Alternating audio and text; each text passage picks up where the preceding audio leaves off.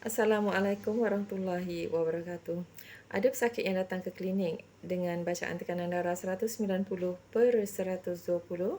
Ada yang hadir tanpa tanda penyakit, iaitu ianya seorang yang sihat, ataupun ada yang hadir dengan tanda malignant hypertension, iaitu sangat kuat sakit kepala, loya muntah, tak boleh tidur pada waktu malam. Jadi pada tajuk kali ini, mari kita berbincang mengenai corak rawatan untuk merawat pesakit yang hadir dengan tanda malignant hypertension. Pesakit yang hadir dengan tanda malignant hypertension, maka saya akan berikan rawatan kecemasan, suntikan Warren dan amlodipine 10 mg. Pesakit dibenarkan berehat selepas 15 minit. Lakukan pemeriksaan tekanan darah sekali lagi. Jika tekanan darah kekal ataupun makin tinggi dan pesakit masih lagi tidak selesa, sakit kepala masih lagi mengganggu, maka pesakit perlu dirujuk ke hospital.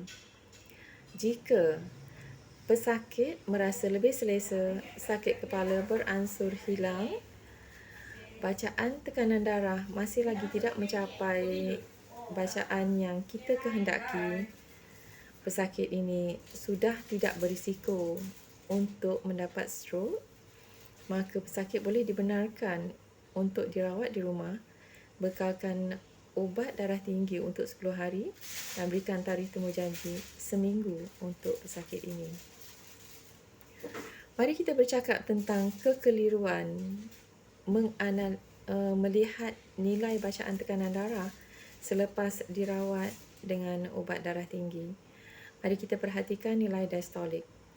Nilai diastolik akan turun selepas dirawat dengan ubat darah tinggi kerana ubat ini akan membuka saluran darah utama. Ada juga pesakit nilai diastolik mereka kekal 120 kerana saluran darah ini sangat-sangat ketat. Ubat tidak dapat membuka saluran darah utama, tapi ubat akan membuka saluran darah cabang. Dalam kedua keadaan, adanya saluran darah yang terbuka menyebabkan jantung boleh menolak darah dengan selesa ke otak, dan ini menyebabkan tanda sakit kepala hilang. Bila merawat pesakit darah tinggi, jangan terlalu takut dengan stroke sehingga menyebabkan kita mahukan nilai tekanan darah tu turun dengan sangat cepat. Keadaan ini bahaya untuk pesakit kerana mereka boleh pengsan ataupun mereka boleh mendapat vertigo. Dalam keadaan di mana kita memberikan ubat yang terlalu kuat ataupun beberapa jenis ubat untuk menurunkan tekanan darah dengan cepat, maka saluran darah sangat longgar, isi padu darah kekal. Jadi itu yang menyebabkan darah tidak cukup untuk ditolak ke otak dan darah tidak akan pergi ke bahagian telinga dalam yang mengawal keseimbangan. Itu yang menyebabkan keadaan vertigo. Satu lagi keadaan, bila terlalu banyak sangat saluran darah yang terbuka, bila pesakit berubah dari kedudukan baring kepada berdiri, maka jantung yang berehat semasa baring, bila kita terus berdiri, otak sudah bekerja tapi jantung masih lagi berehat. Jantung yang berehat tidak dapat menolak darah yang mencukupi ke otak. Jadi otak tanpa darah yang mencukupi, itu yang menyebabkan pesakit pingsan.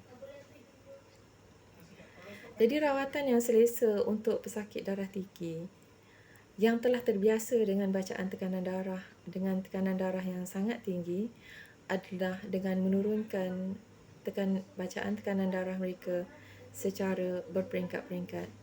Berikan satu jenis ubat. Ubat ini akan membuka saluran darah secara berperingkat-peringkat dan pesakit akan selesa.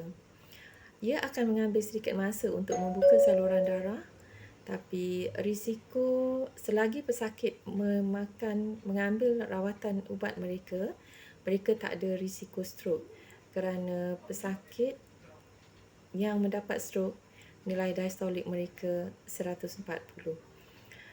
Jadi benarkan penurunan tekanan darah, bacaan tekanan darah secara berperingkat-peringkat, pesakit akan lebih selesa dan mereka akan kekal sihat.